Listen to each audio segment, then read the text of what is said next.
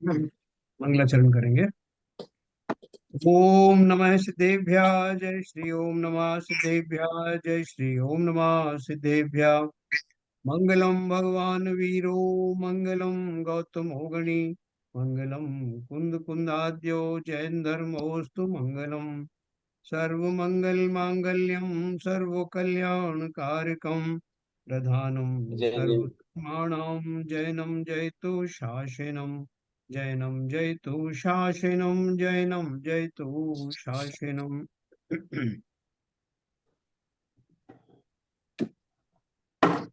का सातवां अधिकार हमारा चल रहा है, जिसमें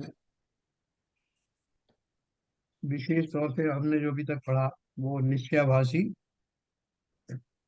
और केवल निश्चयाभासी के जो आलम्बन को धारण करने वाले जो जीव हैं उनकी कैसी प्रवृत्ति होती है, वो क्या सोचते हैं, उनके विचार क्या रहते हैं, किस तरह अपनी बात को जस्टिफाई करते हैं, ये सब विशेष तौर से पंडित जी ने इसमें वर्णन किया है।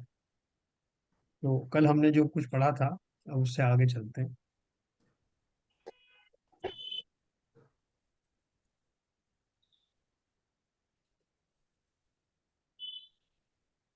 जैसे वो उसकी बात कर रहे थे कि वो बोलता है कि मैं कभी कभी आत्मा का चिंतन कर लेता हूँ और बस बाकी सब सब जो है कुछ भी नहीं करते वो।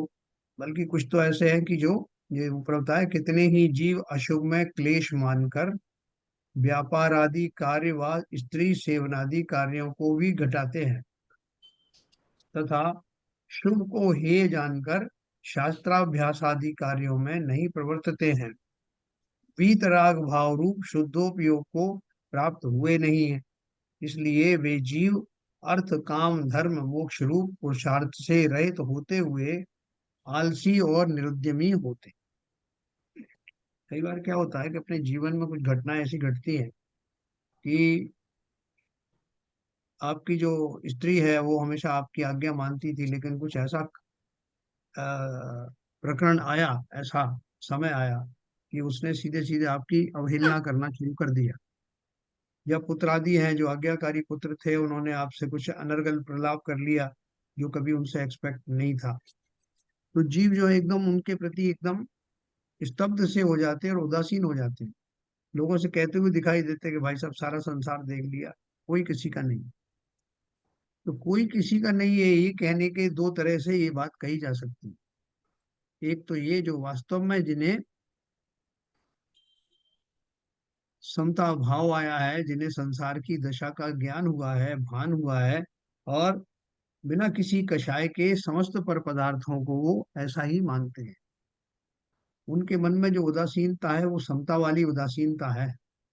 जबकि किसी कषाय के वश में होने वाली कि साहब मेरी पत्नी ऐसी हो गई, अपन पूछते क्यों भाई साहब क्या हो गया, आप ऐसे क्यों सोच रहे हो? नहीं नहीं साहब देख लिया, कोई किसी का है नहीं। तो ये कोई अच्छा ज्ञान प्रकट हुआ है ऐसी बात नहीं है, बल्कि जो तात्कालिक परिस्थितियां बनी हैं जिनके कारण उनको अपने इष्ट व्यक्ति या वस्तुओं से राग समाप्त हो चला है, या उनके प्रति द्वेष उत्पन्न हो गया है, या उनके कार्यों को वो अब प्रशंसा के भाव से नहीं देखते हैं, ऐसी दशा में होने वाले जो कषायादिक भाव हैं उनके बैकग्राउंड में रहने के बाद कोई कहे साहब कुछ नहीं है, सारी दुनिया देख ली साहब, कोई किसी का नहीं, है ना। अभी जैसे वो आपने वो पिक्चर देखी होगी जिसमें वो बोलते हैं ना, कसमें वादे प्यार वफा सब बातें हैं बातों का क्या। तो वो जिस बैकग्राउंड में वो जो गाना फिल्माया गया है, तो उसमें तो कुछ उसके प्रति ऐसी बातें हो गई जो कि अवांछनीय है। उन्होंने देख लिया कि जिससे वो प्रेम करता है वो उसमें वो बेरुखा हो गया है या जो भी है। तो इसलिए वो जो गाना उपजा, ऐसा ही बहुत सारे जीवों को इस तरह के प्रसंग आने पर वो ऐसा कहते हुए दिखाई देते हैं, लेकिन जीवन में वास्तविक वैराग्य आया नहीं। इसी तरह का जब हम कोई प्रतिज्ञा करते हैं, तो जैसे किसी ने हमको छेड़ दिया, किसी ने बोल दिया कि साहब खाने का मामला है तो इनको देखो आप, तो हमको अरुचि हो गई। जिस किसी व्यक्ति ने और जिस किसी वस्तु के बारे में कहा, हमने बोल दिया कि ठीक से आज से हमारा इसका त्याग है, खाना ही नहीं। तो वो त्याग हमने कोई समता भाव से थोड़ी किया, तो कोई कषाय बना दी हमने। इन्होंने ऐसा कहा ना, मैंने आज से छोड़ दिया था, उसका कोई लाभ होने वाला नहीं। और जब जब उस वस्तु का के प्रति बात सोचेगा तो उसे वो कषाय याद आएगी, फलाने ने ऐसा कहा था, उसकी उसी दिन से छोड़ दिया। इसलिए कषायों के सानिध्य में किए जाने वाले नियम संयम लाभकारी नहीं होते। उसी प्रकार से इस तरह की जो प्रलाप है, वो उदासीन होने का वास्तविक वैराग्य वाला भाव नहीं। तो वो जिनकी बात, जिनको टारगेट करके कह रहे हैं, वो उस ग्रुप की बात कर रहे हैं कि वो क्या कर रहे हैं कि उनको कोई इस तरह की परिस्थिति आ जाने पर वो उन वस्तुओं में थोड़ा सा वो कम कर देते हैं, अपना अटेंशन कम कर देते हैं। स्त्री आदि में राग कम कर दिया, व्यापार आदि में कोई घाटा ज्यादा पड़ गया तो उन्हें सोचा गया नहीं करना। तो बोल रहे हैं कि वो इस तरह का उन्होंने जो संयम भी किया है वो इस तरह का है। और शुभ को वो मानते हैं कि शुभ तो बेकार है, क्योंकि शास्त्रों में कहीं पढ़ लिया शुभ हे है। किस अपेक्षा से हे है वो नहीं जानते, ना उसे उसे समझना चाहते। तो शास्त्राभ्यास आदि कार्यों में नहीं प्रवर्तते। इनमें से कुछ थोड़े अलग होंगे कि किताब तो पढ़ लेते हैं लेकिन पूजन आदि नहीं करते, या और दूसरे अनुष्ठान नहीं करते। ऐसी दो वैरायटी अलग अलग हो सकती हैं, लेकिन शास्त्र पढ़ने से भी कोई ज्यादा उनका भाव नहीं बनते, क्योंकि पढ़ना चाहिए इसलिए पढ़ रहे हैं। वीतराग भाव रूप शुद्धोपयोग को प्राप्त हुए नहीं है। क्या कॉम्प्लेक्स सिचुएशन है। जो जो जो भी उन्होंने राग आदि में मंदता लाए हैं वो किसी कषाय के बस लाए हैं, या अपने शरीर की अयोग्यता के कारण लाए हैं। शास्त्राभ्यास वो या तो इसलिए पढ़ते हैं कि कहीं लिखा हुआ है कि कुछ पढ़ते रहना चाहिए, इसलिए पढ़ रहे हैं बेमन से, और ना उसका मर्म समझते हुए। पूजन पाठ का तो सवाल ही नहीं। और शास्त्र भी सब लोग नहीं पढ़ते, कुछ लोग उसको ही वही मानते हैं कि ये भी वही है। और अब सोचें कि शायद उनका कहीं वीतराग भाव आ गया हो, शुद्धोपयोग को प्राप्त हो गए हो, इसलिए ये सब चीजें उनको हे लग रही हो। सो तो हुआ नहीं।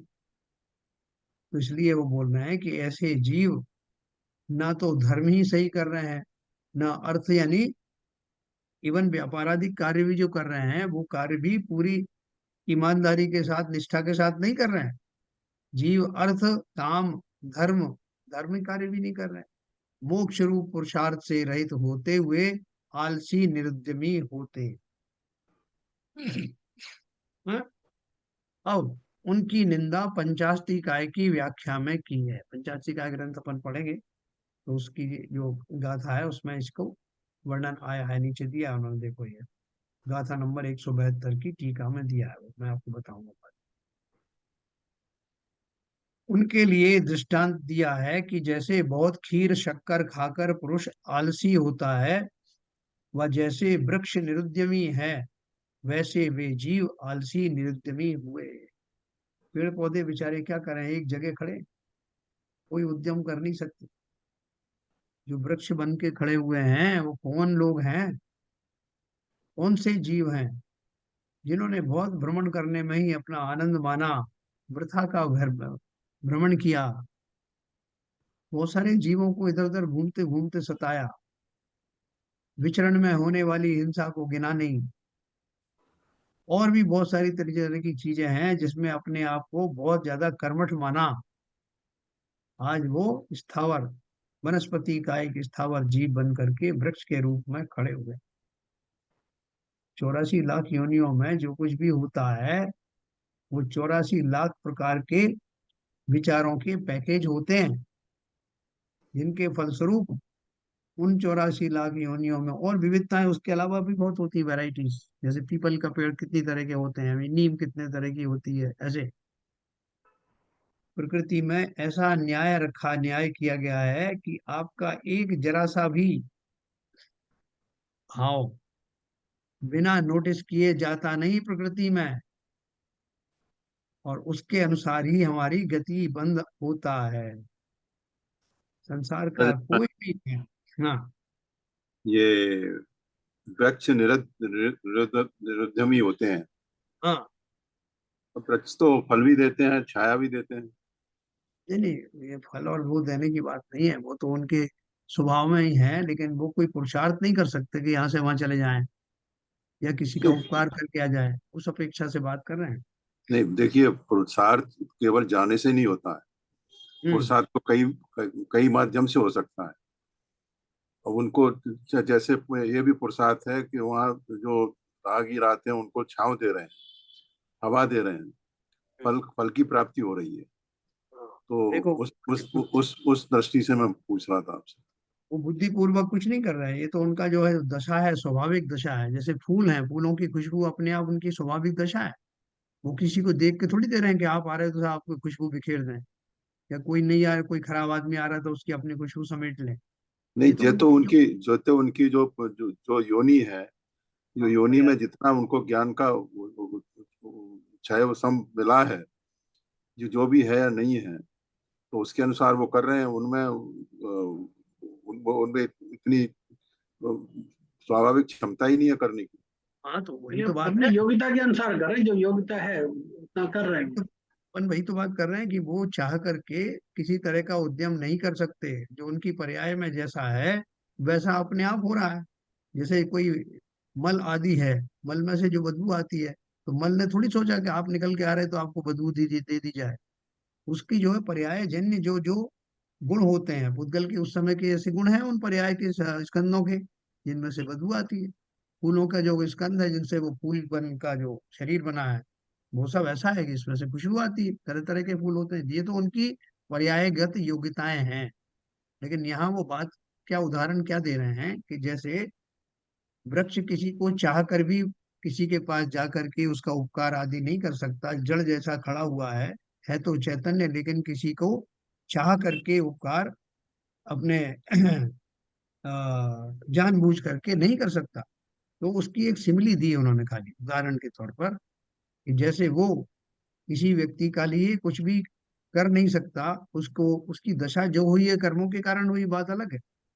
लेकिन होने के बाद में वो किसी का कुछ भी कर नहीं सकता। स्वयं का भी आपने किसी ने जो है वो माली ने आकर के पानी डाल दिया या खाद पानी डाल दिया तो लहलहा गया। नहीं तो स्वयं का भी कुछ नहीं कर सकता, दूसरे का भी कुछ नहीं कर सकता।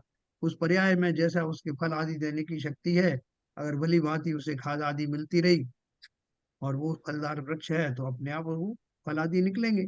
लेकिन वो उद्यम करके कोई कार्य नहीं कर सकता, इसलिए उसकी सिमिली खाली दी है उन्होंने, उदाहरण को उतना ही समझना। उनकी निंदा पंचास्ति कायम की व्याख्या में की है, उनके लिए दृष्टांत दिया है कि जैसे बहुत खीर शक्कर खाकर पुरुष आलसी होता है। वो आप इसमें भी लगा सकते हो कि सामने तो ऐसे लोग देखे जो खीर शक्कर खा के और उछल कूद करते हैं, बहुत ज्यादा उनको तो एनर्जी आ जाती है, और आप बोल रहे हो कि आलसी होते हैं। ये उन्होंने एक उदाहरण दिया। और उसी तरह से वृक्ष के लिए भी उदाहरण दिया।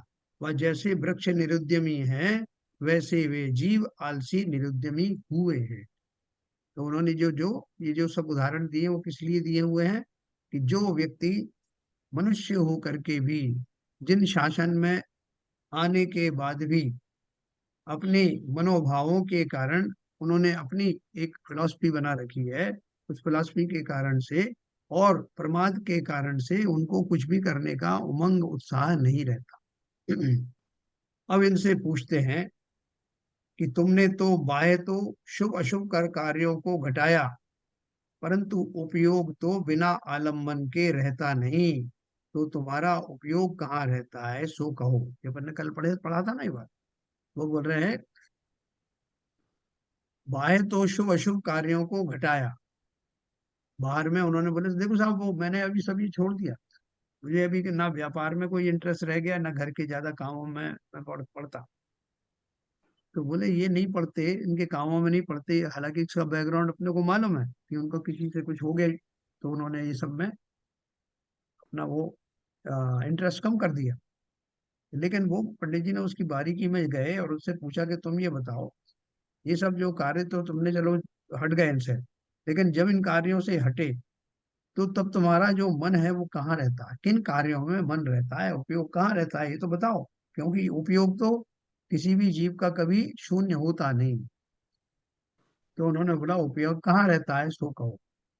यदि वह कहे कि आत्मा का चिंतन करता है, तो शास्त्रादि द्वारा अनेक प्रकार से आत्मा के विचार को तो तुमने विकल्प ठहराया, और आत्मा का कोई विशेषण जानने में बहुत काल लगता नहीं है, हैं? तो बोल रहे कि मैंने इस काम में अपना मन लगाया कि शास्त्रों में जो आत्मा के विचार दिए हैं उनको मैंने, उनके अनुसार मैंने आत्मा की दशा को पहचाना। तो बोल रहे हैं कि आत्मा की जितनी भी बातें हैं, चाहे मान लो कि आत्मा ज्ञानी है, आत्मा चैतन्य है, आत्मा में अनंत सुख है, ये सब जो चीजें अपन अगर चिंतन करें, तो जितने भी विशेषण होंगे आत्मा के, उनको जानने में ऐसा तो हो नहीं सकता कि आपको 24 घंटे वो बीत सकते हैं उनके विशेषण जानने में, और आप खाली विशेषण ही जानते रहो और कुछ नहीं करो। ऐसा संभव नहीं। बोले आत्मा के बारे जो विशेषण है वो तो आप फटाफट जान जाओगे, उसमें बहुत काल नहीं लगता। लेकिन बारंबार एक रूप चिंतवन में छद्मस्त का उपयोग लगता नहीं। एक ही तरह का कि आत्मा ऐसी है, आत्मा वैसी है, इसको एक जैसा चिंतवन करने में छद्मस्त उसमें अपने उपयोग को ज्यादा देर तक टिका नहीं सकता। छद्मस्त किसे कहते हैं? 12वें गुणस्थान तक के जीव, जिन्हें केवल ज्ञान नहीं हुआ, वहां तक के जीव सब छद्मस्त कहलाते हैं। उनमें अलग अलग कैटेगरी हो सकती है, और छद्मस्त की बात करोगे तो पूरे सब उस परिभाषा परिभाषा में आ जाते हैं। तो बोल रहे हैं कि ये बहाने जो तुम बना रहे हो कि मैं आत्मा का चिंतन निरंतर करता रहता हूँ, उसके विशेषणों को ध्यान करता रहता हूँ, तो ये एक जैसा ध्यान तो संभव है नहीं। छद्मस्तों के तो बिल्कुल नहीं है। यहाँ तक कि ज्ञानियों की बात भी उन्होंने की कि गणधर आदि का भी उपयोग इस प्रकार नहीं रह सकता। इसलिए अंतर्मुहूर्त से ज्यादा किसी का भी एक एक दशा रूप उपयोग में नहीं रह सकता। इसलिए गणधर आदि भी शास्त्रादि कार्यों में प्रवर्तते हैं। गणधर कौन होते हैं? द्वादशांग के ज्ञानी, और उसके अलावा मुनि तो है ही। सप्तम गुणस्थान, छठवां गुणस्थान, उनका भी चलता रहता है। तो वहां जब जाते हैं तो छठवें गुण स्थान में जब आते हैं, जब सातवें में उपयोग नहीं ठहर पाता तो छठवें में ऑटोमेटिकली आता है। तो उस समय जो उनकी दशा होती है, वो उस शुद्धोपयोग में स्थिर नहीं रह पाए, तो अब उनको शास्त्र लिखना या उनके अर्थ करना या उपदेश आदि देना, इन तरह के विकल्प आते हैं। तो बोल रहे हैं तेरा उपयोग क्या गणधरादिक से भी शुद्ध हुआ है? जब वही एक जगह स्थिर नहीं हो सकते अंतर्मुख से ज्यादा, तो तुम बोल रहे हो मैं 24 घंटे आत्मा का चिंतन करता रहता हूँ, ऐसा संभव है क्या? तेरा उपयोग गणधरादिक से भी कैसे शुद्ध हुआ माने, इसलिए तेरा कहना प्रमाण नहीं है। जैसे कोई व्यापार आदि में निरुद्यमी होकर निठल्ला जैसे तैसे काल गंवाता है, उसी प्रकार तू धर्म में निरुद्यमी होकर प्रमाद सहित यों ही काल गंवाता। कभी कुछ चिंतवन सा करता है, कभी बातें बनाता है, कभी भोजन आदि करता है, परंतु अपना उपयोग निर्मल करने के लिए शास्त्राभ्यास, तपश्चरण, भक्ति आदि कर्मों में नहीं प्रवर्तता। सूना सा होकर प्रमादी होने का नाम शुद्धोपयोग ठहराता है। वहां क्लेश थोड़ा होने से जैसे कोई आलसी बनकर पड़े रहने में सुख माने, वैसे आनंद मानता है। देखो, पंडित जी ने ये सब जो दशाएं बताई हैं, तरह तरह की दशाओं को एक ग्रुप बना करके बता दिया। निश्चयाभासी, व्यवहाराभासी, या केवल निश्चयाभासी, और उसमें कोई निरुद्यमी है, कुछ उद्यमी है, तो कुछ किसी तरह का कर रहा है। ये सारी दशाएं, कल से शिव इन्होंने, एल के जन साहब ने बहुत सही बात कही थी। ये सारी दशाएं हमारी ही हैं। हमारे अंदर में हमारी बहुत सारी फैकल्टीज हैं। कभी तो हम एकदम वैराग्य से भरे हुए दिखाई देते हैं, और कभी हम एकदम रागी हो जाते हैं। कभी हम हंसी ठट्टा करने लगते हैं, कभी किसी की बुराइयां करने लगते हैं, कभी हम दूसरों को और स्वयं को उपदेश देते हैं, भैया हमें क्या करना है, इसमें में नहीं पढ़ना। हम ही निश्चयाभासी बन जाते हैं, हम ही व्यवहाराभासी बन जाते हैं, हम ही शिथिलाचारी बन जाते हैं। तो ये जो हम बाहर में देखने को चले जाते हैं ना कि हाँ पंडित जी ने कैटेगरी बताई थी निश्चयाभासी, ये आदमी वैसे ही लग रहा है निश्चयाभासी है, और ये आदमी व्यवहाराभासी लग रहा है। ये तो ये मान के चलो कि जैसे हम म्यूजियम में जाते हैं, तो बहुत सारे जो है वो जू में जाते हैं, तरह तरह के जानवर दिखाई देते हैं हमको, कि साहब वो ऐसा जानवर बताओ जिसके सींग बड़े बड़े होते हैं, वो दिखा दिया। जिसके 12 12 सींग होते हैं, वो 12 सींगा दिखा दिया। ऐसे तरह तरह की वैरायटी दिखाई देती है ना, तो हमारी वो ज्ञान पिपासा शांत होती गई। उसी तरह से हमारे आसपास इस तरह के जो जीव दिखाई देते हैं, तो वो हमारे लिए एक मॉडल है। उन सारी वृत्तियां मेरे अंदर भी हैं। हम वहां से देख सकते हैं कि देखो ऐसे ऐसे जीव होते हैं, ऐसी वृत्तियां मेरे अंदर भी हैं, और उनको पहचान कर उनको मुझे अपने से निकाल बाहर फेंकना है। बजाय इसके कि लोगों को अपन दोषारोपण करें, हाँ साहब वो आपने बिल्कुल सही कहा, एकदम पक्का व्यवहारावासी मैंने देखा, मैं नाम भी बता देता हूँ। एक मैंने जो है व्यवहारावासी देखा, और एक उभयावासी देखा, और ये सब मैंने देखा साहब, शीतलाचारी भी देखे। तो वो होंगे, जरूर होंगे, जिनकी वृत्तियां हमें देखने को मिल रही हैं, हम उनको ऊपर सीधा ठप्पा लगा देते हैं। लेकिन ये सारी वृत्तियां हम सब में बहुत सारी फैकल्टी के रूप में भरी हुई हैं। हमने कभी गहरे देखा नहीं, जिन चाहा तिन पाइया, गहरे पानी बैठ जिन खोजा तिन पाई, है ना। तो ये सारी वृत्तियां मेरी ही हैं, उनको ही बदल बदल के उन्होंने बताया। तो भले ही एक मॉडल बता दिया कि ऐसे लोग होते हैं, मैं ही हूँ, मेरे अंदर ये सब वृत्तियां हैं। इसलिए जब वो मुनि की भी बात करते हैं, तो मैं जब मुनि बनूं तो बहुत सावधानी रखना, ये शिथिलाचार मेरे जीवन में ना आ जाए। दूसरे मॉडल आपको देख करके अब समझ जाना चाहिए कि आपको क्या करना है, बजाय उनकी निंदा करने के या कुछ करने के। वो तो मॉडल दिखाई दे रहे हैं, ऐसा मैं ना बनूं, मैं ऐसा ना करूं, तब तो वो देखना उनका निहारना, फिर भी ठीक है। और आलोचना के भाव से नहीं, स्वयं के करेक्शन के भाव से। तो ये जो बात कर रहे हैं ना, जैसे कोई व्यापार आदि में निरुद्यमी होकर निठल्ला जैसे तैसे काल गंवाता, हम क्या करते हैं? 24 घंटे में से हम ईमानदारी से सोचें, 1 1.5 घंटे सवेरे मंदिर में निकाल दिया, और स्वाध्याय में भी सब लोग तो खैर नहीं जुड़ते, मगर जो भी जुड़ते हैं, मान लो 1 घंटा जुड़ भी गए, तो आपने 2.5 घंटा तो दिया। बाकी समय में क्या किया? बोले, अरे साहब आप क्या बात करते हो, हम गृहस्थ आदमी हैं, बहुत सारे टाइम काम करने पड़ते हैं, तो इसलिए वो सब करते हैं। तो आप क्या चाहते हो कि हम दिन भर मंदिर में पड़े रहे, या दिन भर चिंतन करते रहे? ये तो संभव है नहीं साहब, बोर भी तो हो जाते हैं। तो देखो वो क्या बता रहे हैं, ये जो अपनी अंदर की जो वृत्तियां हैं, उनको टटोलने के लिए आईना दिखाया पंडित जी ने, कि हम सब क्या हैं।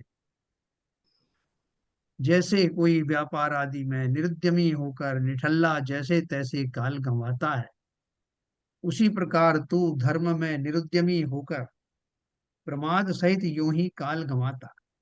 अपन सोच के देखें, आप और हम सब एक जैसी दशा वाले हैं। 24 घंटे में से हमारा क्या काम, हम क्या कर लेते हैं, संसार का क्या भला कर पाते हैं? संसार तो का भला करने चले, सब काम करना पड़ता है, सब समाज में रह रहे, समाज का काम करना पड़ता है, घर का काम करना पड़ता है, और खुद का हमने क्या उस पूरे काल में कितना किया।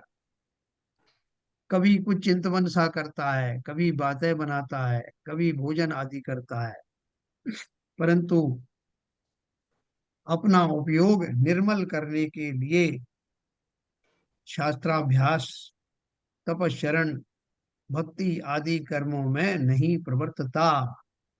सूना सा होकर प्रमादी होने का नाम शुद्धोपयोग ठहराता है। वहां क्लेश थोड़ा होने से, जैसे कोई आलसी बनकर पड़े रहने से सुख माने, वैसे आनंद मानता। हाँ, अभी देखो इसमें ऊपर तक की लाइन का तो अपन सभी उसके आ, जानने वाले हैं। हमारे जीवन में ऐसे ही होता है। जैसे अब क्या, लंच टाइम हो गया, पहले नाश्ता हुआ, नाश्ते के बाद में फिर थोड़ा बहुत इधर उधर के काम किए, उसके बाद साहब लंच का टाइम हो गया। अब लंच कर लिया तो फिर अब नींद भी आना स्वाभाविक है, तो थोड़े सो लिए। फिर उठ के बैठे तो अब चाय पी जाएगी, है ना। अब चाय वाय भी पी ली, अब क्या करें, बोर हो तो थोड़ा टीवी देख लेते हैं, तो थोड़ा मोबाइल देख लेते हैं। कभी इन सबसे उगता जाते हैं एक तरफ रख करके और ऊँघने लगते हैं, कुछ तो भी सोच रहे हैं। ये सारी दशाएं हमारी ही होती है। तो क्या बोला उन्होंने, अपना उपयोग निर्मल करने के लिए हम चाहते तो ये कर सकते थे। शास्त्राभ्यास, तपस्चरण, भक्ति आदि कर्मों में नहीं प्रवृत्तता। कितनी हमने मैगजीन आज जो अपने जैन धर्म से रिलेटेड है, बहुत सारी मैगजीन भी बांध रखी हैं। तो साहब तीर्थंकर वंदना आ गई साहब, तो हमारी ये दूसरी ज्ञान चेतना आ गई, बहुत सारे लोगों ने बात बात रखी है और उससे ही संतुष्ट हो जाते हैं। लेकिन कितने हैं जो उसको पढ़ते हैं और पढ़ करके उसमें से कुछ ग्रहण करते हैं। सूना सा होकर प्रमादी होने का नाम शुद्धोपयोग ठहराता है। जब लोगों ने ज्यादा कहा कि साहब वो आप क्या करते, बोले कुछ नहीं साहब, आजकल तो कुछ अच्छा लगता नहीं, भोजन वगैरह में भी अब उतना इंटरेस्ट रहा नहीं हमको, व्यापार आदि में कुछ रहा है नहीं। फिर बोले बस साहब वो विद्यासागर महाराज को देखते हैं ना, देखो उन्होंने सारे रस छोड़ दिए साहब। हैं, एक लौकी खाते थे वो भी किसी ने कह दिया तो वो लौकी से भी उन्होंने वो कर छोड़ दिया। ऐसा होना चाहिए साहब। हम भी वही प्रैक्टिस कर रहे हैं। क्या प्रैक्टिस कर रहे हो? बोला प्रैक्टिस यही कर रहे हैं कि जैसा उनने किया काश मैं भी कर पाऊं, ऐसा प्रैक्टिस कर रहा है। इतने विचार मात्र से संतुष्ट हो जाते हैं। ये ईमानदारी से सोचें कि वास्तव में हम क्या कर रहे हैं। तो वो बोल रहे हैं, और अगर ये भी माने कि हाँ ये मेरी गलती, तब भी गनीमत है। वो तो बोल रहे हैं इसको ही शुद्धोपयोग जैसा लगने लगता है साहब, मैं शुद्धोपयोग से होके गुजर रहा हूँ, तो मुझे ना पूजा पाठ अच्छा लगता है, ना शास्त्र पढ़ने अच्छे लगते हैं। सारे टाइम सोचता रहता हूँ कि अपन ने क्या किया जीवन में, कुछ नहीं किया, बस यही सोचता रहता। ये शुद्धोपयोग है? तो बोल रहे हैं कि उसको शुद्धोपयोग ठहराता है। वहां क्लेश थोड़ा होने से, जैसे कोई आलसी बनकर पड़े रहने में सुख माने, वैसे आनंद मानता है ना।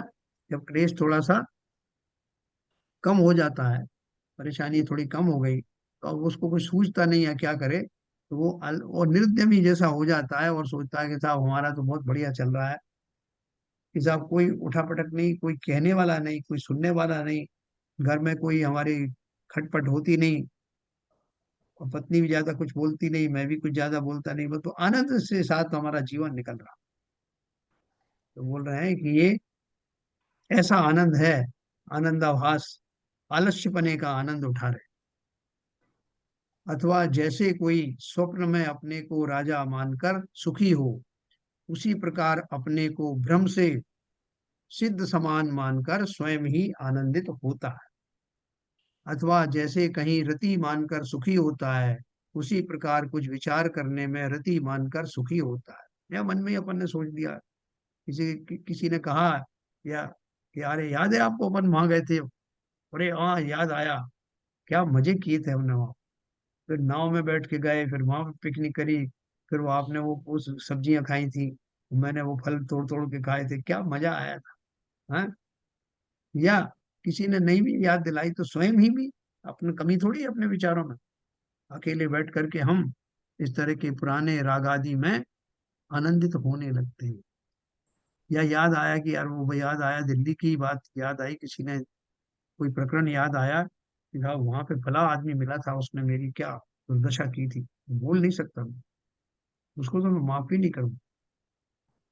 जो बात हुई वो तो जब हुई, वो फिर से पुनः आपने उस भाव को जख्म स्वयं के हरे कर करके फिर से उन द्वेष भावों को रीओपन कर दिया।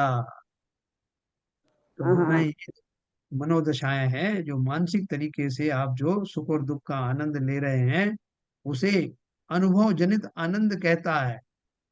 हाँ, किसी ने कहा भाई आप ये क्या याद कर रहे हो रजू, अरे भाई साहब ये आनंद जो लिया था पहले, उसका अनुभव कर रहे हैं, आपको क्या दिक्कत है। अच्छा, बोले आनंद लिया था उसका, और कोई ये बीच बीच में आप कुछ उदासीन भी दुखी हो जाते हो। बोले हाँ, जो ऐसी घटना हुई उनको भी, वो भी अनुभवजन्य है ना, उसमें ही सुखी दुखी होते रहते हैं, हम नया तो कुछ करते नहीं। तथा जैसे कहीं अरति मानकर उदास होता है, उसी प्रकार व्यापार आदि पुत्रादिक को खेद का कारण जानकर उनसे उदास रहता है और उसे वैराग्य मानता है। जैसे हमारे दो बेटे थे, निकम्मे निकल गए साहब, मैंने उनसे एक रिश्ता ही खत्म कर दिया, अपना मानता नहीं हूँ। तो अपना नहीं मानते तो आपको क्या समता बुद्धि प्रकट हो गई, वेद विज्ञान आ गया क्या? बोले वेद विज्ञान ही समझ लो साहब, और क्या है, अब उनकी याद भी हम नहीं करते, वेद विज्ञान ही है। तो राग अगर मान लो वहां से वो अनुनय विनय भरा उसका कोई पत्र या फोन आ जाए तो तुम्हें फिर वापस पुनर्जीवित हो जाएंगे या राग के नहीं होंगे? बोले साहब हो जाएंगे तो पता नहीं, लेकिन अभी तो नहीं। तो वो दशा कौन सी है? सुप्त दशा है, किसी कषाय के वशीभूत होकर उदासीन हुए, जैसा अपन ने ऊपर पढ़ा। सो ऐसा ज्ञान वैराग्य तो कषाय गर्भित है। वीतराग रूप उदासीन दशा में जो निराकुलता होती है, वह सच्चा आनंद ज्ञान वैराग्य ज्ञानी जीवों के चारित्र मोह की हीनता होने पर प्रकट होता है। ये अंडरलाइन करना है। वास्तविक आनंद कब आएगा? वास्तविक आनंद, सच्चा आनंद ज्ञान वैराग्य ज्ञानी जीवों के। हाँ, एक उदाहरण उन्होंने विशेषण तो ये लगाया, सच्चा आनंद किसको होता है? जो ज्ञान है, वैरागी है, वैराग्य और ज्ञानी है, मतलब सम्यक दृष्टि है, ऐसे जीवों के चारित्र मोह की हीनता होने पर प्रकट होता है। इसका अर्थ एक और समझना, सम्यक दृष्टि जब हम जिसे कहते हैं उसका तो जो मोहनी कर्म का एक ही पार्ट गया है, मिथ्या दर्शन, दर्शन मोह गया, अभी चारित्र मोह बाकी है। इस कारण से सम्यक दृष्टि भी उस सुख का वेदन नहीं कर पाते। जो सिर्फ सम्यक दृष्टि, अवृत सम्यक दृष्टि है, वो भी उस सुख का वेदन नहीं कर पाते जो मुनि आदि दशा में संयमी जीव करते हैं। तो इसलिए इसलिए सम्यक दृष्टि जो है वेदन तो वही करते हैं। अब जैसे सीता जी को विरह का विरह हुआ रामचंद्र जी को, या बहुत सारी और घटनाएं हुई, युद्ध भी किए उन्होंने, तो सम्यक दृष्टि भी थे। तो आप क्या समझते हो, सम्यक दृष्टि सुखी हुए क्या? वो आनंद मना रहे हैं क्या? निराकुल हुए क्या? ये अवश्य बात है कि उनके इस तरह के भाव नहीं होते, उतने ज्यादा खोटे भाव नहीं होते कि वो अनंतानुबंधी की श्रेणी वाले बंद हों उनके द्वारा। लेकिन ये भी सत्य है कि वो जिस तरह की शांति चारित्र मोहिनी के निकल जाने के बाद जो दशा मुनियों की होती है, या संजुलन कषाय मात्र रह जाने पर जो रहती है, ऐसी निराकुल दशा उनको नहीं होती। इसलिए वीतराग रूप उदासीन दशा वही निराकुलता जन्य होती है। इसलिए जो हमारे सर्वज्ञ वीतरागी हितोपदेशी नाम के जो अरहंत आदि हैं, वे ही संपूर्ण निराकुलता के धारी होते हैं। इस बात को उन्होंने और आगे बताया। तथा वह व्यापारादि कला क्लेश छोड़कर यथेष्ट भोजनादि द्वारा सुखी हुआ प्रवर्तता है, और वहां अपने को कषाय रहित मानता है। परंतु इस प्रकार आनंद रूप होने से तो रौद्र ध्यान होता है। वहां सुख सामग्री को छोड़कर दुख सामग्री का संयोग होने पर संक्लेश ना हो, राग द्वेष उत्पन्न ना हो, तब निष्कषाय भाव होता है। तुमने क्या बोला? बहुत सारे लोगों ने क्या किया कि मैंने साहब मैं अब रिटायर हो गया, अब मैंने किसी तरह की आजीविका कमाने का मना कर दिया। शास्त्रों में लिखा है ना साहब कि जब आपकी अगर आजीविका ठीक चल रही है तो वृथा उसमें क्लेश मत करना, और ज्यादा कमाने की वांछाएं मत करना, उस उपक्रम में पड़ना मत। तो मैंने सब बंद कर दिया। और दूसरी बात क्या है, भोजन भोजन भी साहब अपने को तो एक दो रोटी से काम चल जाता है, बस इतना ही डाइजेशन है साहब। तो वो उसको बता ऐसे रहे हैं जैसे हमारा वो महान पुरुषार्थ है। अरे तुम्हारी मजबूरी है, ज्यादा डाइजेस्ट नहीं कर सकते इसलिए नहीं खा रहे। इसमें तुमने कौन सा वो उपक्रम किया? इच्छाओं को थोड़ी दमन किया। तो वो बोल रहे हैं कि ये सब जो तुमने किया वो कषाय सहित ही हुआ, और अपने को कषाय रहित तो मान रहे हो। वो आनंद, उन्होंने बोला इस प्रकार आनंद रूप होने से तो रौद्र ध्यान होता है। रौद्र ध्यान किसे कहते हैं? आपने पढ़ा ना, आर्द्र ध्यान रौद्र ध्यान। रौद्रानंदी, रौद्र में हिंसानंदी, चौर्यानंदी, ये सब अपन ने पढ़े ना। तो वो दूसरों को दुखी होते देखकर या किन्हीं विषयों के प्रति द्वेष भाव रख करके आनंदित होना, उसे अपन रौद्र ध्यान कहते हैं। जैसे हमने कोई झूठ बोला या हमने ही नहीं बोला, किसी और ने झूठ बोला और दूसरे उस झूठ से किसी का नुकसान होते देखा और हमें बड़ा मजा आया। देखो साहब उसने कैसा उसको बेवकूफ बनाया, बना वो रहा है और हो रहा है, और आनंद कौन ले रहा है? मैं। तो किसी के कषाय के कारण से किन्हीं वस्तुओं में द्वेष आदि को मैं एंजॉय कर रहा हूँ। अब देखो, एक एक सैडिस्टिक प्लेजर अंग्रेजी में कहते हैं। हाँ, तो आप बड़े बड़े जो सरकारी नौकरियों में खास तौर जो हम लोग देखा, तो उनमें जैसे जो फाइनेंस वगैरह देखते हैं, अकाउंट देखते हैं, जो लोगों की तनख्वाहें जो है हर महीने फिक्स करके देते हैं, कोई ऐसा नियम आ जाए जिसमें उनकी तनख्वाहें काटने का कोई फरमान आया हो, तो उन्हें बहुत मजा आता है। भले ही उनकी भी कटती है, वो तुरंत आदेश को इम्प्लीमेंट करते हैं और बड़े खुश होते हैं कि इतना कट गया। लोग उनके पास आते हैं कि साहब ये तो हमारे क्या काट दिया गुप्ता जी। अरे साहब वो तो कटेगा ही, इसमें क्या है। बहुत आनंदित होते हैं, आपने देखा होगा प्रैक्टिकल। तो और जबकि स्वयं का भी कोई भला नहीं हो रहा उससे, लेकिन है। इसी तरह लोगों को दूसरों को हिंसा करते हुए देख के आनंदित होना, दूसरे का बुरा होते हुए देख करके आनंदित होना, किसी के यहाँ चोरी हो गई उसमें आनंदित होना, दूसरे को शोक संतप्त देख करके खुश होना, अर्थात विपरीत दशाएं और द्वेष, ऐसी वस्तुएं जिनसे मुझे द्वेष है, उनके दूर हटने का आनंद।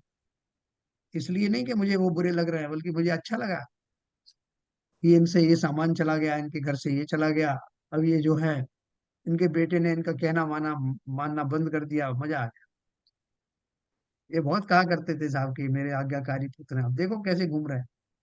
इन सब बातों में आनंदित होना, इस प्रकार आनंद रूप होने से तो रौद्र ध्यान होता है, जहां सुख सामग्री को छोड़कर दुख सामग्री का संयोग होने पर संक्लेश ना हो, राग द्वेष उत्पन्न ना हो, तब निष्कषाय भाव होता है। दोनों स्थिति में, अनुकूलता के चले जाने पर, प्रतिकूलता के आ जाने पर, दोनों ही दशा में जो समता में रह पाए, वही व्यक्ति है जो राग द्वेष को नकारने में सक्षम हो गया। और वही भाव जो है, जैसे कहते हैं ना कि हमको तो सब ना किसी से द्वेष है, ना किसी कोई हमारा शत्रु है, ना कोई मित्र है, ये भाव पूरी निष्ठा के साथ प्रकट हो, तब तो ये निष्कषाय भाव होता है, वरना तो ये बहानेबाजी हो। ऐसी भ्रम रूप उनकी प्रवृत्ति पाई जाती है। किनकी? हमारी भी। जो जीव ऐसा मान लेते हैं कि मैंने छोटा मोटा कुछ कर लिया और उसके फलस्वरूप अपने को समता में आया हुआ मानते हैं, कोई अपने को शुद्धोपयोग के धारी मानते हैं, कोई अपने को निष्कषाय मानते हैं। पंडित जी ने सबकी पोल खोली है कि इस तरह की दशाएं अगर चल रही हैं जीव की, तो क्या वो निष्कषाय हुआ? निष्कषाय की उन्होंने एक छोटी सी एक परिभाषा दे दी। सुख सामग्री को छोड़कर दुख सामग्री का संयोग होने पर, राजा थे, समस्त राज्य को छोड़ दिया, सब सुख वैभव छोड़ दिए और मुनि दशा धारण कर ली। तो मुनि दशा में तो सामान्य जनों को दुख ही नजर आता है। अगर वो मुनि भी उसको दुख मान ले तो उन्होंने उस पर्याय को सार्थक किया ही नहीं। तो जब दशा कैसी आए कि महलों से निकल गए खुशी खुशी, और मुनि दशा में रहने वाले तपश्चरण रूप के जो भाव हैं, दशाएं हैं, उनमें किसी तरह का खेद आदि ना हो, तब निष्कषाय भाव होता। ऐसी भ्रम रूप उनकी प्रवृत्ति, मतलब वो ऐसा नहीं मानते, ये बहुत किनको बता रहे हैं कि जो इनके बिना अपने को निष्कषाय मानते हैं, उनको बताया कि उनके ऐसी भ्रम रूपी प्रवृत्ति पाई जाती। इस प्रकार जो केवल निश्चयाभास के अवलंबी हैं, उन्हें मिथ्या दृष्टि जानना। मिथ्या दृष्टि की जो वैरायटीज बता रहे हैं, जैनियों में मिथ्या दृष्टि, ये उन्होंने हेडिंग दी ना पहले, बाकी की मिथ्या दृष्टि सब ने एक कैटेगरी में पहले ही डाल दी। अब बारीकियों में आ रहे हैं कि जैनियों में रहने वाले मिथ्या दृष्टियों में से एक कैटेगरी निश्चयाभास वाली है, जो उन्होंने बखान की। फिर उसको रिलेट किया, जैसे वेदांती व सांख्यमती जीव केवल शुद्धात्मा के श्रद्धानी हैं, उसी प्रकार इन्हें भी जानना। जो वेदांत वगैरह जो अपन ने पढ़े थे ना, तरह तरह के जो पंथ पढ़े थे, उनमें वो वेदांती और सांख्यमती भी केवल शुद्ध आत्मा के श्रद्धानी हैं। उसी प्रकार इन्हें भी जानना, वो जानते हैं कि एकमात्र जो आत्मा है वो, उसका जो है श्रद्धान करना, वही जो है सब कुछ है। अपन ने उसके बारे में पढ़ा था। बाकी आगे पीछे कर्म सिद्धांत ये वो कुछ नहीं जानते, क्योंकि श्रद्धान की समानता के कारण उनका उपदेश इन्हें इष्ट लगता है। इनका उपदेश उन्हें इष्ट लगता है। तो देखो साहब, वो भी कह रहे हैं कि आत्मा हमारी बहुत अच्छी है, गुणों की खान है, शुद्ध आत्मा जो है कैसे भगवान का स्वरूप है। देखो हम भी यही कहते हैं, और एक दूसरे की प्रशंसा करके उतने सीमित दायरे में ही रहकर अपने को संतुष्ट कर लेते हैं। तथा उन जीवों को ऐसा श्रद्धान है कि केवल शुद्धात्मा के चिंतवन से तो संवर निर्जरा होते हैं। देखो ये बहुत रहस्यपूर्ण बात आ रही है। ये बोल रहे हैं, आप कहोगे कि बिल्कुल सही तो सोच रहे हैं, उन जीवों को ऐसा श्रद्धान है कि केवल शुद्धात्मा के चिंतवन से तो संवर निर्जरा होते हैं, वह मुक्तात्मा के सुख का अंश वहां प्रकट होता है।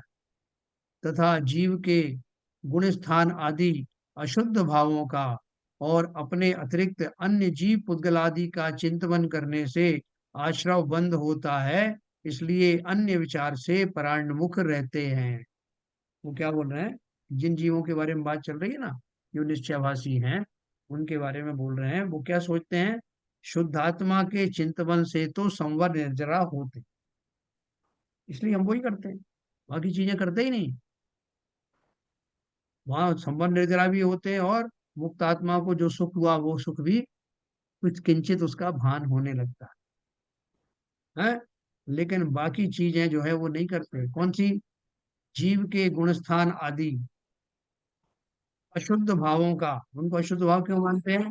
क्योंकि केवल ज्ञान नहीं हुआ ना, तो अभी वो दशाएं जो है वो अशुद्ध में आती है, ऐसा सोच करके जीव के गुणस्थान आदि अशुद्ध भावों का और अपने अतिरिक्त अन्य जीव पुद्गल आदि का चिंतन करने से आश्रव बंद होता है।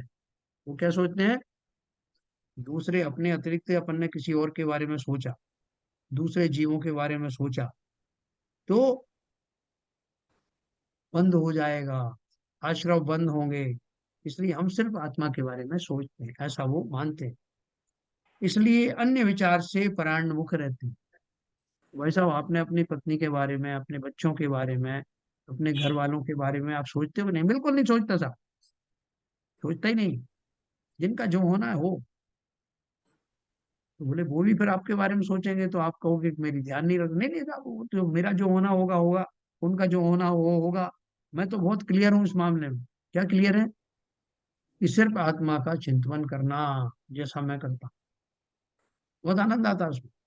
बाकी पर वस्तुओं का, पर पदार्थों का चिंतन कतई नहीं करना, उससे आश्रव बंद होते हैं, राग आदि बढ़ते हैं। आपने पढ़ा नहीं शास्त्रों में? उसका जवाब दिया पंडित जी ने नीचे।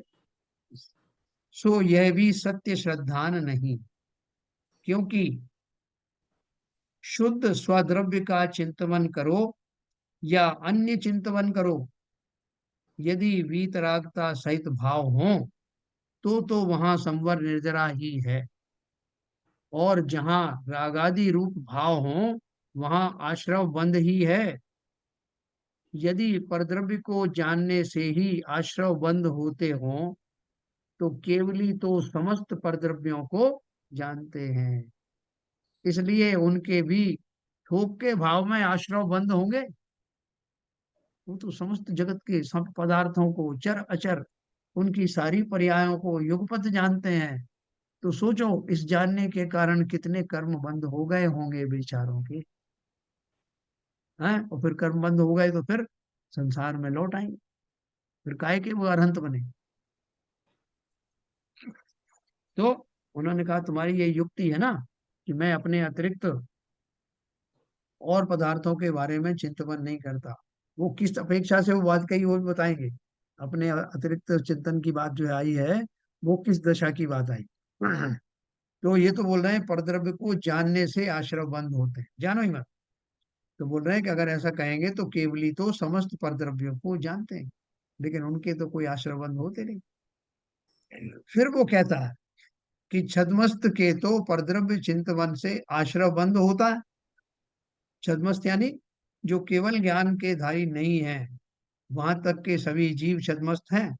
तो बोल रहे हैं उनके तो आश्रयबंध होता है परद्रव्य के चिंतवन से, सो भी नहीं है। पंडित जी बोले ऐसा भी नहीं है, क्योंकि शुक्ल ध्यान में भी मुनियों को छहों द्रव्यों के द्रव्य गुण पर्यायों का चिंतवन होने का निरूपण किया। शुक्ल ध्यान में वो क्या करते हैं, जब वो श्रेणी आदि आरोहण करते हैं, तो वो तो आगे की बात है, उसके पहले भी सप्तम गुण स्थान में शुक्ल ध्यान में छहों द्रव्यों के द्रव्य गुण पर्याय का चिंतवन करते हैं, आगे भी करते हैं। तो वो आश्रमबंध करने के लिए करते हैं क्या? और अवधि मने पर्याय आदि में पर द्रव्य को जानने की ही विशेषता होती है। अवधि ज्ञानी मुनिराज के पास गए साहब, उन्होंने हमारे 6 भाव बता दिए। बोले साहब उनको तो बड़ा पाप लगा होगा, उन्होंने दूसरों के बारे में सोचा, दूसरे सीन उनके सामने आ गए, घटनाएं आ गई, तो कितना उनको दोष लगा होगा। बोले बिल्कुल नहीं। मने पर्याय ज्ञान बोलते हैं कि साहब वो सामने बैठा हुआ जो व्यक्ति है, वो उसके सारे भाव उनके सामने प्रकट हो जाते हैं। तो बोले कि उनको भी बहुत आश्रय होगा और बंद होगा फिर तो। छहों द्रव्यों गुण पर्यायों को चिंतवन करने वाले वो मुनिराज, और अवधि मने पर्याय ज्ञान के धारी जो परद्रव्यों को पर मन की बात को जानते हैं, वो सब जानने से उनको आश्रय और बंद होते रहेंगे, सो तो है नहीं, नहीं तो वो उनका सब निरर्थक हो जाए। तथा चौथे गुण स्थान में कोई अपने स्वरूप का चिंतवन करता। दोनों बातों को उन्होंने सिद्ध किया। पहला तो ये सिद्ध किया कि परद्रव्यों का चिंतवन करने वाले वो मुनिराज हैं, लेकिन किस भाव से करते हैं इसलिए उनको आश्रयबंध नहीं होता। और जानने की जहां तक बात, दूसरा, अगर अपन ज्ञानियों की बात करें तो ज्ञानी में अविरत सम्यक दृष्टि की बात करें, तुम्हारे जैसा, जैसे तुम कह रहे हो कि आत्मा का चिंतवन करता हूँ, स्वरूप का चिंतवन करता हूँ, बोले कि चौथे गुण स्थान में कोई अपने स्वरूप का चिंतवन करता है, उसके भी आश्रव बंध अधिक हैं तथा गुण श्रेणी निर्जरा नहीं है। पहले तो मुनियों का बता दिया, मुनियों की दशा में होने वाले परद्रव्यों को जानना, उनकी पर्याय आदि के बारे में सोचना समझना विचार करना, या अवधि ज्ञान मने पर्याय के द्वारा जानना, इन सब में कोई आश्रव बंध नहीं होता। क्योंकि तुमने कहा कि जो जितने भी छद्मस्त हैं उन सबको परद्रव्यों को जानने के कारण दोष लगता है, बिल्कुल नहीं। फिर उन्होंने बोला कि मैं तो सिर्फ आत्मा का चिंतन करता हूँ, तो मुझे कहाँ से बंद होगा? तो उन्होंने कहा कि जो सम्यक दृष्टि जीव है, चतुर्थ गुण स्थान वर्ती है, वो आत्मा का चिंतन यदा कदा करता रहता है, फिर भी उसको आश्रव बंद होते हैं। और निर्जरा भी वैसी नहीं होती जो पंचम गुण स्थान ऑनवर्ड्स होती है। तो तुम्हारा वो जो कहना है कि सिर्फ मात्र आत्मा का चिंतन करने से आश्रव बंद नहीं होता, ये भी गलत है। बोले अरे फिर क्या करें? तो उन्होंने बोला पांचवें छठे गुण स्थान में आहार विहार आदि क्रिया होने पर परद्रव्य चिंतवन से भी आश्रव बंद थोड़ा है, पांचवें छठे गुण स्थान में। और गुण श्रेणी निर्जरा होती रहती, थोक के भाव में कर्मों की निर्जरा होती है। इसलिए तो इससे क्या निष्कर्ष निकाला जाए? इसलिए स्वद्रव्य परद्रव्य के चिंतवन से निर्जरा बंद नहीं होते। स्वद्रव्य परद्रव्य के चिंतन मात्र से निर्जरा बंद नहीं होते। रागादि घटने से निर्जरा है और रागादि होने से बंद है।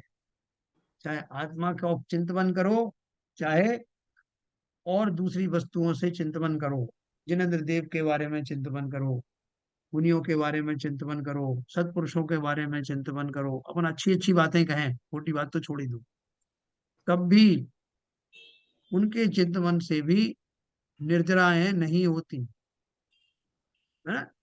स्वद्रव्य परद्रव्य के चिंतवन से निर्जरा बंद नहीं होते, मतलब ये दोनों ही चीजें नहीं होती। किससे होती हैं? रागादि घटने से निर्जरा होती है और रागादि होने से बंद होता है। चिंतवन किसी का भी करो, किसी को भी जानो, चिंतवन का अर्थ क्या है कि निष्कषाय हो करके जानना।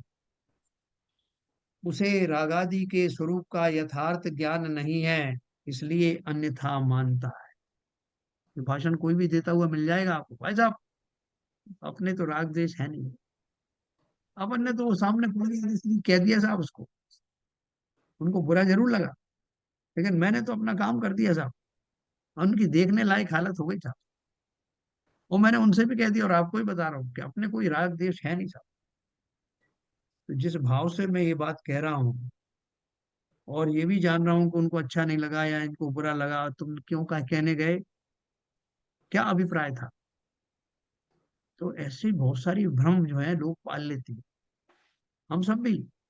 इसलिए बोल रहे हैं कि जो राग आज जो बंद है उसका मैकेनिज्म समझना, किन भावों से बंद होता है और किन भावों से निर्जराएं होती हैं। उसमें ये नहीं कि उन्होंने उसका चिंतन किया इसलिए बंद हो गया, ये इस बात को जाना इसलिए बंद हो गया, उसको नहीं जाना तो निर्जरा हो गई, नहीं, सीधा सीधा फार्मूला दिया। रागादि के स्वद्रव्य परद्रव्य के चिंतवन से निर्जरा बंद नहीं होते, रागादि घटने से निर्जरा होती हैं। रागादि घटने से तो हमारा राग भी तो कम हो गया साहब, तो हमारी निर्जरा कराओ ना, होती है, हमारी भी निर्जराएं होती हैं। हमारी किस अपेक्षा से होती है, निर्जरा तो हर जीव की प्रति समय होती है, पुराने कर्म खिर जाते हैं, लेकिन हम अपनी मूर्खता से फिर से नवीन कर्म बांध लेते हैं, इसलिए वो निर्जरा ना होने जैसी ही होती है। बाकी निर्जरा तो होती है, संसारी जीवों की भी इस तरह होती है। और जो ज्ञानी हो जाते हैं, सम्यक दृष्टि होने के बाद में थोड़े संयमी होते हैं, उनकी वो निर्जराएं परमानेंट टाइप की होने लगती हैं, सत्ता में से कर्म निकल निकल करके निर्जरित होते हैं। चिंतवन कुछ भी करें, लेकिन चिंतवन का जो फल है जीवन में, जब वो आ जाए कि मुझे रागादि मेरे घटने लगे, घटते घटते इतने आ जाएं कि गुण श्रेणी निर्जराएं चालू हो जाएं, संयमित दशा की बात हो रही। तो इसलिए वो बोल रहे हैं कि जो इस तरह अपने आप को रागादि से मुक्त मानते हैं वो अभी भी भ्रमित हैं, उसे रागादि के स्वरूप का यथार्थ ज्ञान नहीं है, इसलिए अन्यथा मानता है। हम्म। और क्या, टॉपिक तो इतना ऐसा है कि इसमें कहीं गैप देने का मन नहीं करता, लेकिन अब समय हो चला है। वो निर्विकल्प दशा की बात आएगी, ये मैं आपको कल बताऊंगा। काफी अच्छी बात है कि हमको निर्विकल्प जो दशा है उसके बारे में भी बहुत सारे भ्रम हैं। हम शून्य दशा को निर्विकल्प दशा कहते हैं, तो इसकी चर्चा वो कल बताएंगे, क्योंकि अपन थोड़ा थोड़ा खाएंगे तो जरा डाइजेस्ट होगा, लेकिन है बहुत पता ही नहीं बहुत पड़ता। है। तो ये पंडित जी ने जो ये बहुत सारी बातें बताई, इनमें से अपन जरूरी नहीं कि हम उन्हीं के जैसे उनके भाव रहे होंगे उतने तरह से विश्लेषण कर पाए, वो तो पंडित आदमी थे, विद्वान थे, लेकिन अपने थोड़ा सा जो सूक्ष्म ज्ञान है, अपनी जो थोड़ी सी शक्ति है, उससे अपन प्रयत्न करते हैं कि वो उन्हीं भावों को या उस जैसे भावपन लेके आ जाए। अरे ये तो तो प्रैक्टिकल बातें हैं, अपनी बातें हैं। लेकिन अब एक चीज तो अगर फिर देखिए सर, अपने को उसके उस शू के अंदर अपना पैर डाल के देखें, मालूम हाँ। मेरा ही जूता है। हम दूसरों को सर्टिफिकेट देने में लगे रहते हैं। वो तो बिल्कुल सही अब बात। आकलन ही ऐसा होता है ना, अपना आकलन तो करते नहीं है हमारी। ये तो शायद बुद्धि ऐसी है कि हम दूसरों का ही आकलन करते हैं, अपने का तो करने का ना तो मौका मिलता है ना हमारी आदत। क्योंकि वो सब हमारे अंदर भरे हुए हैं, हम उनकी तरफ देखना नहीं चाहते। हमें वो किसी में दिखाई दे जाता है तो हम उसके ऊपर ओढ़ देते हैं, टारगेट बना देते हैं, हाँ साहब बिल्कुल सही कहा आपने, ये है वो। लेकिन हमारे अंदर वो सारी चीजें हर एंगल से भरी हुई हैं, कितनी फैकल्टी है हमारे पास। बिल्कुल सही बात है। क्या ललित जी, अपनी फैकल्टियां दिखती हैं क्या? हाँ मतलब सोचा तो अनुभव तो होती है, ऐसी बात नहीं है। मतलब जैसे जो सुनने के बाद हाँ अगर हम अपना खुद का विश्लेषण करना चाहें ऑनेस्टली, जी। तो पता चलेगा ये हमारा क्या कसाय कहाँ पर है, क्या हमने, जैसे मान लो आज पूरे दिन की गतिविधि अगर हम सोचें कि हमने क्या रूटीन रहा, कहाँ हमने समता भाव रखे, कहाँ कषाय भाव रखा, कहाँ राग भाव था, तो पूरी पिक्चर सामने आ जाएगी। हम चुपचाप रहते हैं ना कि साहब भरम भारी रहने दो, किसी को बताओ मत हमारे अंदर क्या चल रहा है। सर हम नहीं और देखना चाहते उनको, हम में हिम्मत नहीं है, की बात ये है। हम में से कितने लोगों को ऐसा साहस होगा जो इन फैकल्टी में से एक एक करके बताए कि भाई साहब मेरे अंदर भी ये चीज है, सर वो मैं भी नहीं कर। पहले तो बताना तो दूर की बात रही, हाँ, हम चिंतन करके देखने की हिम्मत नहीं रखते हैं। बिल्कुल सही कहा, बिल्कुल सही कहा। जैसे अगर जैसे आदमी बूढ़ा होता है तो अपना चेहरा आईने में देखने का अब उसे लोभ नहीं होता, अवॉइड करता है, क्या देखूं आईने में कितनी झुर्रियां पड़ गई, मन ही नहीं होता चेहरा देखने का। जो घंटों घंटों निहारा करते थे दर्पण को, चाहे स्त्रियां हों चाहे पुरुष हों, अब वो बचते फिरते हैं आईने से।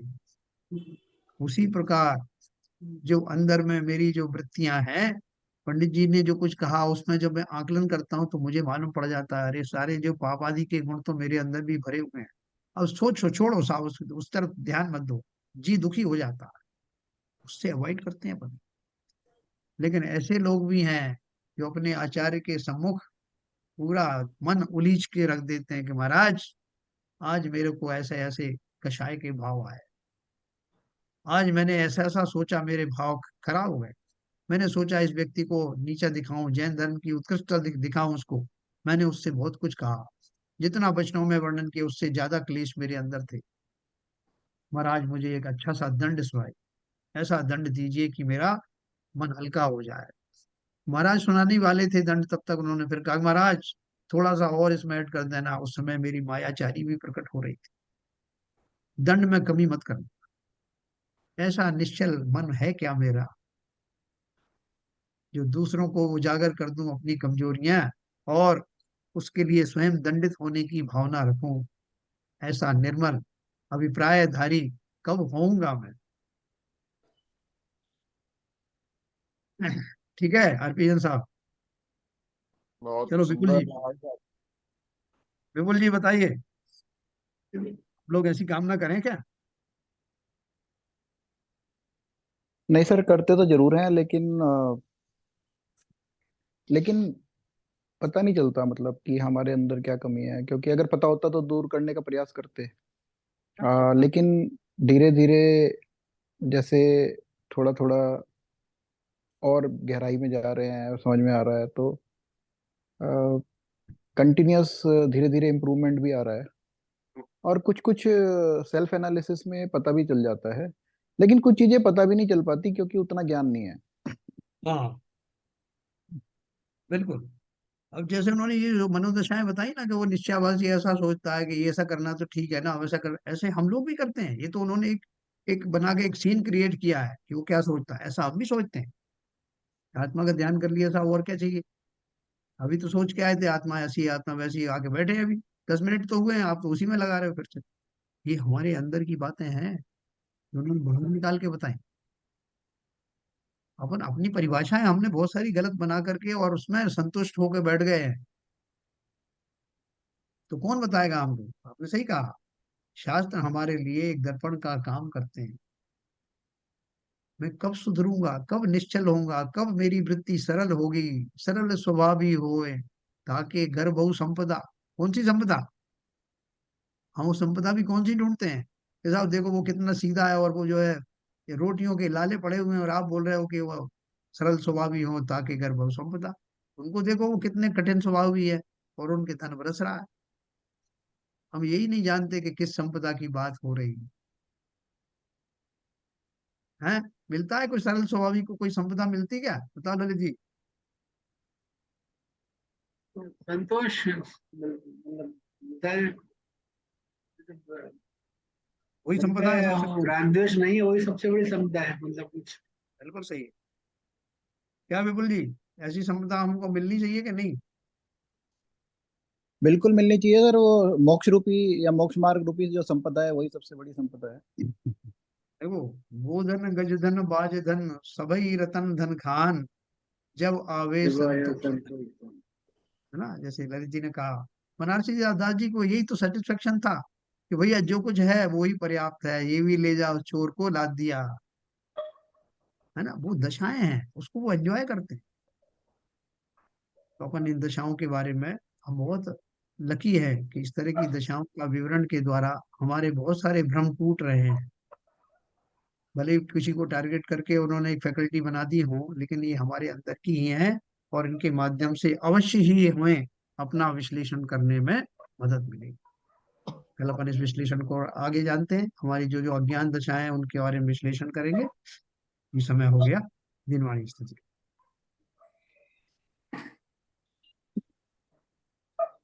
तम नाश को ज्ञान के प्रकाश को अपरिभाष को भानु शिव हानि है। द्रव्य जान को बंध विधि भान को स्वपर की छान को परम प्रमाणी है। अनुभव बताए को जीव के जताए को सताए को भव्य और रानी है। जहाँ तहाँ तार वे को पार के उतार वे को विस्तार वे को यही जिनवाणी है। ये जिनवाणी भारती तो है जपो दिन रहे, जो तेरी शरणा गए सो पावे सुख चैन। या वाणी के ज्ञान से सूझे लोकालो, तो वाणी मस्तक धनो सदा देते हैं दो, सदा देते हैं दो। जिनवाणी माता की जय।